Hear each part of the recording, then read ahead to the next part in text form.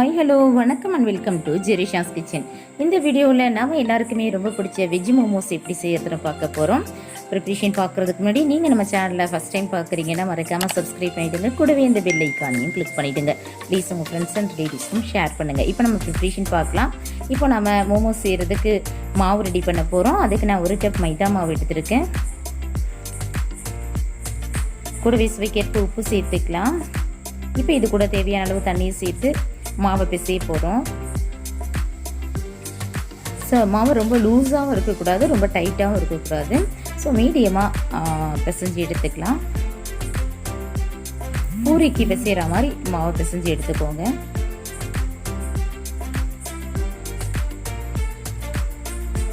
So மாவு இப்போ ready ஆயிடுச்சிங்க. இப்போ மாவு காயாமல் இருக்குது. இதில் நான் கொஞ்சம் ஆயில் அப்ளை பண்ணிட்டுருக்கேன். ஸோ இப்போ மாவு காயாமல் இருக்கிறதுக்கு ஒரு பிளேட்டை போட்டு இதை மூடி வச்சிடலாம். இப்போ நம்ம வெஜ் மோமோஸ்க்கு தேவையான ஸ்டஃபிங் செய்ய போகிறோம். அதுக்கு ஒரு பேனை ஹீட் பண்ணி தேவையான அளவு எண்ணெய் சேர்த்துக்கலாம். எண்ணெய் நல்லா ஹீட் ஆனதும் 1 ஸ்பூன் பூண்டு, 1 ஸ்பூன் இஞ்சி, இது ரெண்டுத்தையும் நல்லா சாப் பண்ணி எடுத்து வச்சுருக்கேன். அதை சேர்த்துக்கிறேன். கூடவே ஒரு மீடியம் சைஸ் ஆனியனை பொடியாக கட் பண்ணி வச்சுருக்கேன். அதையும் சேர்த்து நல்லா கலந்து விட்டுக்கலாம். ஆனியன் லைட்டாக வதங்கினா போதுங்க, ஓவராக வதங்க வேண்டாம். இப்போ இதில் 1/2 கப் அளவுக்கு கேபேஜை பொடியாக கட் பண்ணி வச்சுருக்கேன். அதையும் சேர்த்துக்கிறேன். கூடவே 1/2 கப் அளவு கேரட்டை பொடியாக கட் பண்ணி வச்சுருக்கேன். அதையும் சேர்த்துக்கிறேன். இதில் இப்போ நம்ம சுவைக்கு தகுந்த போல் உப்பு சேர்த்துக்கலாம். உப்பு சேர்த்து நல்லா கலந்து விட்டுக்கோங்க.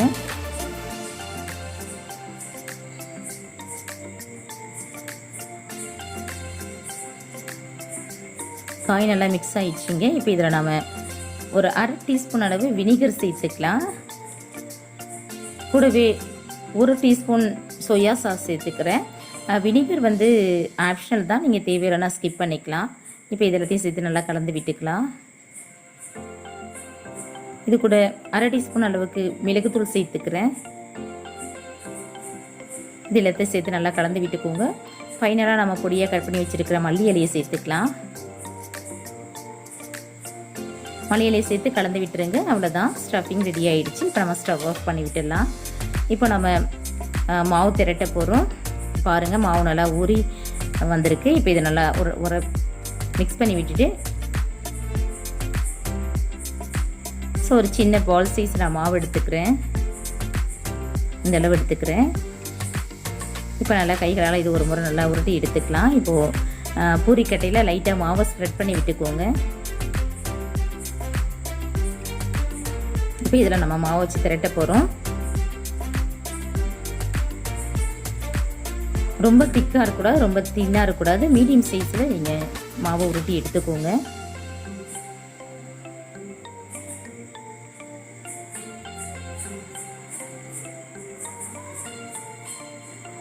ஸோ ஓரளவு மாவு திக்காக இருந்தால் தான் உங்களுக்கு ஒட்டாமல் வரும் கல்லில். அதனால் ஸோ கொஞ்சம் நல்லா திக்காக பிசைஞ்சுக்கோங்க.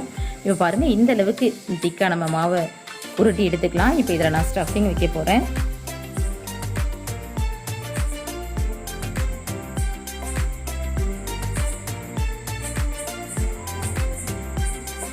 ஸ்டஃபிங்கை வச்சுட்டு இப்போ அந்த ஓரங்களை எடுத்துக்க போகிறோம்.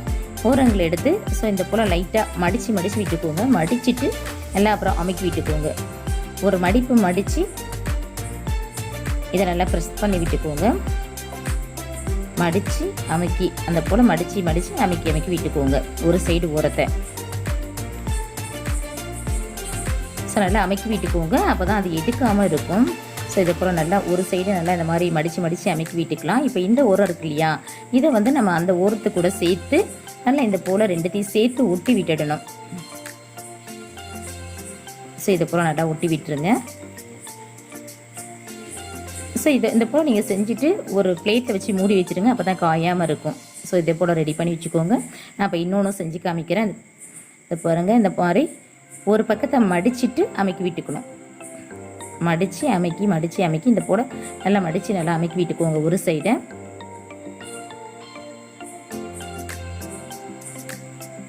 இந்த ஆப்போசிட் சைடு எடுத்து அந்த ஃப்ரண்ட்டில் உள்ளது கூட சேர்த்து நல்லா அமுக்கி விட்டுருங்க. அவ்வளோதாங்க. இது போல் எல்லாம் மீதமுள்ள எல்லாத்தையும் செஞ்சு நம்ம ரெடி பண்ணிக்கலாம். ஸோ நான் எல்லாம் செஞ்சுட்டேங்க. இப்போ இதை நம்ம இட்லி பிளேட்டில் வச்சு அவிக்க போகிறோம். அதுக்கு இட்லி பிளேட்டில் நான் லைட்டாக ஆயில் அப்ளை பண்ணிக்கிறேன். இப்போ நம்ம செஞ்சு வச்சுருக்கிற மோமோஸ் எல்லாத்தையும் இட்லி பிளேட்டில் அடுக்கி விட்டுடலாம். ஸோ இதை போல் நல்லா அடுக்கிட்டு இட்லி பாத்திரத்துக்கு மூடியை போட்டு ஒரு 10 நிமிஷம் ஸ்டவ்வை ஹை ஃப்ளேமில் வச்சு நல்லா வேக வச்சுடுங்க. அதுக்கு மேலே போச்சுன்னா ஒரு மாதிரி ரொம்ப ஹார்டாகிடும். 10 நிமிஷம் வேக வச்சு எடுத்துடலாம். பாருங்கள், இப்போ நல்லா வெந்து வந்துடுச்சு மோமோஸ். அவ்வளோதாங்க. இதை நான் வேறொரு பாத்திரத்துக்கு ட்ரான்ஸ்ஃபர் பண்ணிக்கிறேன்.